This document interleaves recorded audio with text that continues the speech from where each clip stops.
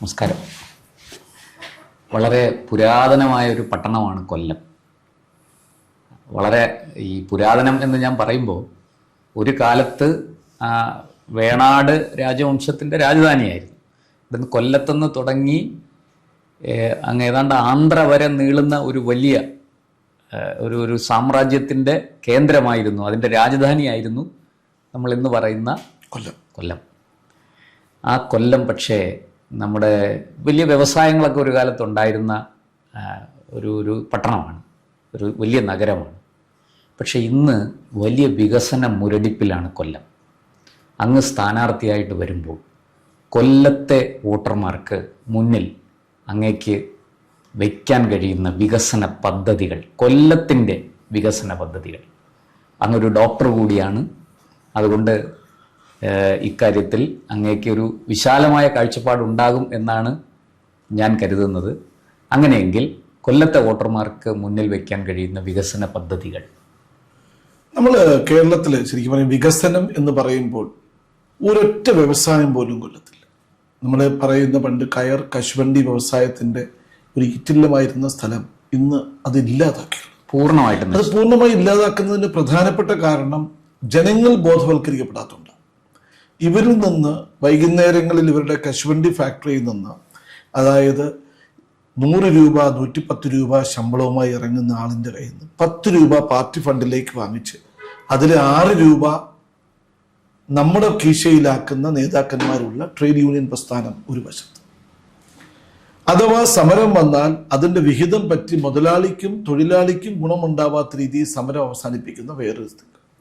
കൊല്ലത്ത് നിങ്ങളിപ്പം, ഞാൻ ആഫ്രിക്കൻ രാജ്യങ്ങളിൽ ഈ ബെനിൻ എന്ന രാജ്യം നിങ്ങളൊന്നും കേട്ട് കാണാൻ സാധ്യതയില്ല. നൈജീരിയക്ക് അടുത്തുള്ള കശുവണ്ടി വിൽക്കുന്ന കൊല്ലത്തുള്ള ഒരുപാട് പേര് കശുവണ്ടി വാങ്ങിക്കാനായിട്ട് വരാറുണ്ട്. അവിടെയാണ് ഇവർ വാങ്ങിക്കുമ്പോൾ എന്തു ചെയ്യുന്നത് വെച്ചാൽ ഈ കശുവണ്ടി ഇവർ വാങ്ങിച്ചിട്ട് ഷിപ്പിനകത്താക്കി ഈ കൊണ്ടുവരുന്ന വഴിക്ക് നമ്മളിപ്പോൾ $100 വാങ്ങിക്കുന്ന സാധനം ഇവിടെ എത്തുമ്പം അവൻ $150 ഡിസ്ട്രിബ്യൂട്ട് ചെയ്തിട്ട് $50 പ്രോഫിറ്റ്.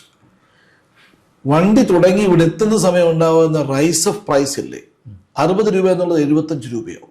അതിന് കിട്ടുന്ന ലാഭം ഏകദേശം നല്ല പൈസ ഉള്ളവൻ ഇഷ്ടം പോലെ കാശുണ്ടാക്കുന്ന ഈ രാജ്യത്തു നിന്ന് വരുന്ന കൊച്ചു കശുവണ്ടി ഡിസ്ട്രിബ്യൂട്ടിംഗ് ഏജൻസികളെ ഏൽപ്പിക്കുകയും ഒപ്പം എല്ലാ ഫാക്ടറികളും മംഗലാപുരത്തേക്കും തമിഴ്നാട്ടിലും എത്തിക്കുന്ന ഒരു സിസ്റ്റം. അത് നമ്മൾ പ്രശ്നം എന്ന് വെച്ചാൽ, നമ്മൾ ഒരു വ്യവസായം വിജയിക്കണമെങ്കിൽ നിങ്ങൾ എന്ത് ചെയ്തോട്ടെ, ഒരു കച്ചവടം വിജയിക്കണമെങ്കിൽ ആദ്യം മുതലാളി സംരക്ഷിക്കപ്പെടണം. ആ ഒരു സംവിധാനം ഈ നാട്ടിലില്ല. തൊഴിലാളിയെ സംരക്ഷിക്കുന്ന വ്യാജേന മുതലാളിയെയും തൊഴിലാളിയെയും നശിപ്പിക്കുന്നതാണ് ഈ പ്രസ്ഥാനങ്ങൾ.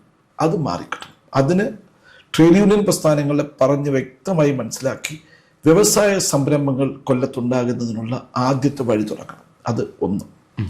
2, നമ്മളിപ്പം ആരോഗ്യ മേഖല എടുത്തു കഴിഞ്ഞാൽ ഒരു മെഡിക്കൽ കോളേജ് ഉണ്ടാക്കി.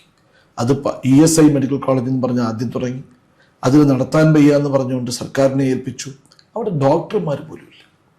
ഒരു ഇന്റർനെറ്റ് പരിപാടി അത് ദയനീയമായൊരവസ്ഥയിൽ അതിനെ പുനരുജ്ജീവിപ്പിക്കുക, അല്ലെങ്കിൽ ഒരു നല്ല മെഡിക്കൽ കോളേജ് സംവിധാനം കൊല്ലത്തുണ്ടാക്കാനുള്ള സംവിധാനം. നമ്മൾ BJPയിലെ ഒരു MLA ആയിട്ടാണ് എനിക്ക് വരാൻ പറ്റുന്നതെങ്കിൽ അത് നമ്മൾ ഇവിടുത്തെ BJP സ്റ്റേറ്റ് പ്രസിഡന്റുമായിട്ട് സംസാരിച്ച്, സെൻട്രലിൽ സംസാരിച്ച് അതിന് വ്യക്തമായൊരു കാഴ്ചപ്പാടുണ്ടാക്കി ജനങ്ങളിൽ കൃത്യമായ ചികിത്സ എത്തുന്ന രീതിയിലുള്ള ഒരു ആരോഗ്യ സംവിധാനം. 3ാമത്തത്, നമ്മൾ എഡ്യൂക്കേഷണൽ ഇൻസ്റ്റിറ്റ്യൂഷൻ ഇന്നും നമ്മൾ ഡിപ്പെൻഡ് ചെയ്യുന്നത് ഒരു നല്ല ഇന്ത്യൻ, നമുക്കൊരു സെൻട്രലൈസ്ഡ് മാനേജ്മെന്റ് ഇൻസ്റ്റിറ്റ്യൂട്ടിൻ്റെ കൊല്ലത്തില്ല. ഒരു എഞ്ചിനീയറിംഗ് കോളേജ് പ്രോപ്പറായിട്ട് പറഞ്ഞ ഒരു നോട്ടിഫയബിൾ ആയിട്ടൊരു എഞ്ചിനീയറിംഗ് കോളേജ് ഇല്ല. നമ്മൾ എടുത്തു നോക്കിയാൽ ട്രിവാൻഡ്രം, പാലക്കാട്, ഇങ്ങനെ തൃശ്ശൂരിൽ നിന്നൊക്കെ പോകും. പക്ഷെ കൊല്ലത്ത് ഇന്ന് നമ്മൾ ഡിപ്പെൻഡ് ചെയ്യുന്നത് TKM എഞ്ചിനീയറിംഗ് കോളേജിനെ. അത് മോശം എന്നല്ല ഞാൻ പറഞ്ഞു. ഒരു സർക്കാർ തലത്തിൽ ഒരു മാനേജ്മെന്റ് സ്കൂൾ, ഒരു എഞ്ചിനീയറിംഗ് കോളേജ് നിങ്ങളെടുത്ത് നോക്കിക്കഴിഞ്ഞാൽ നമുക്കൊരു ആർട്സ് ആൻഡ് സയൻസ് കോളേജിൻ്റെ അവസ്ഥ എടുത്ത് നോക്കി നമ്മൾ ആദ്യം റേറ്റ് ചെയ്യുന്നത് ഇന്നും SN ഫാത്തിമ TKM എന്നാണ്.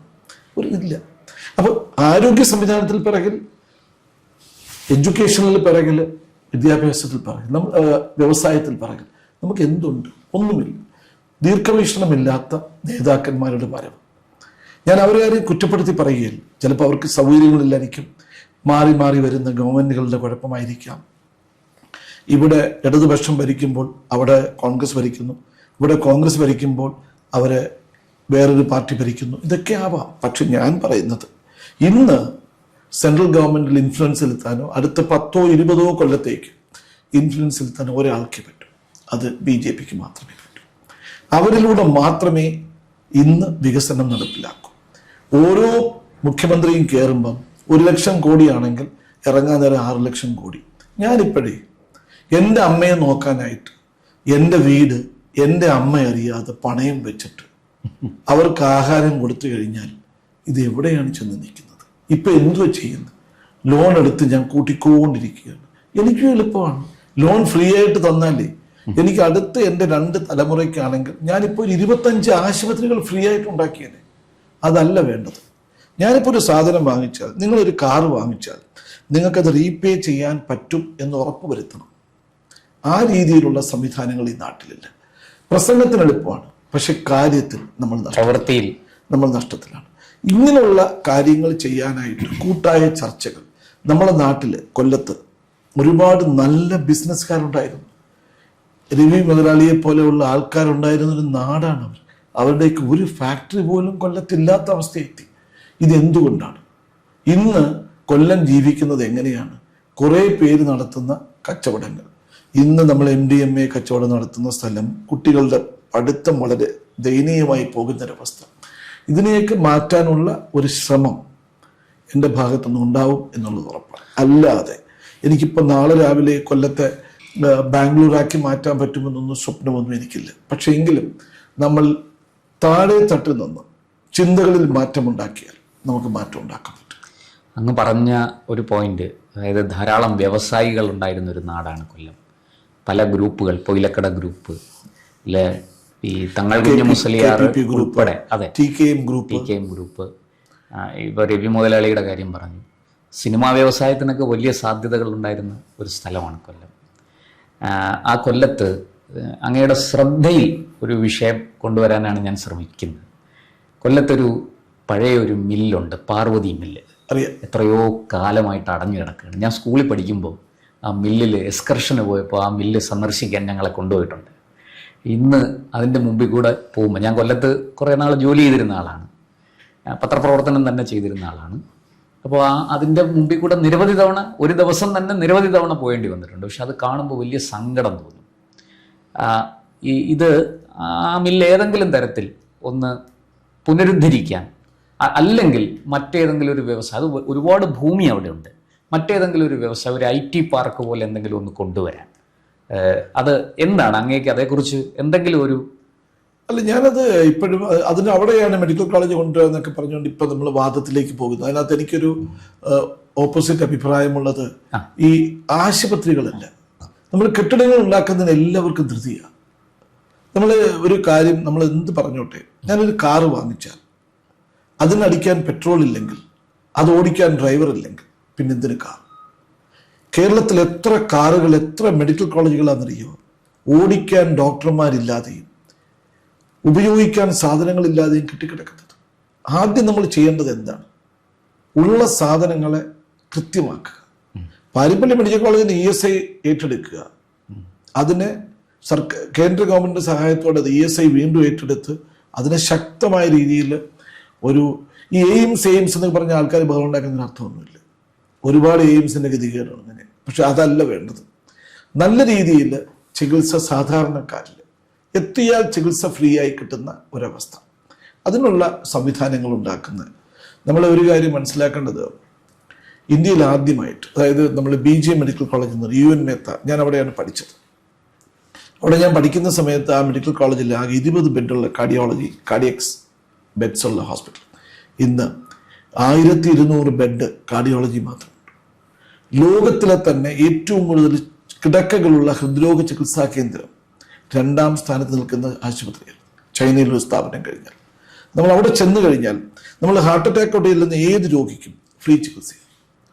ഇപ്പം നമ്മളൊരു ബോധം നമ്മളിൽ എത്തിക്കാത്തതുകൊണ്ടാണ് നമ്മൾ ചികിത്സ എല്ലാവരിലും എത്തിക്കുന്നതിന് പകരം ആകസ്മികമായ രോഗങ്ങളെയും പ്രായമുള്ളവർക്കും പ്രാധാന്യം കൊടുത്തുള്ള ആരോഗ്യ സംവിധാനമാണ് വേണ്ടത്.